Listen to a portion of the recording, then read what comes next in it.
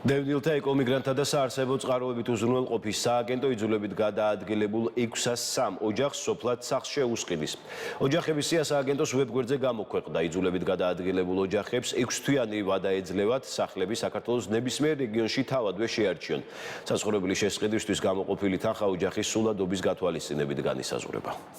ვფიქრობ, ეს საკმაოდ კარგი პროგრამა არის, რომელსაც კარგი შედეგები აქვს და იმ მასობრივ ჩასახლებებთან ერთად, რომელსაც სახელმწიფო და მთავრობა ახორციელებს და იცით თქვენ ასობით დევნილს ჩვენ უკვე გადავეცით ბინები კორპუსებში, რომელიც სხვადასხვა რეგიონებში შენდება, აი ეს პროგრამაც ჩვენ ხელს გვიწყობს იმაში, რომ ბევრი ადამიანი ღირსეულ პირობებში დასახლდეს, განავითაროს შინამეურნეობა, იყოს აქტიური სოციალურად. დასრულდა სოფლად სახლის პროექტის ფარგლებში კომისიის ხდომა.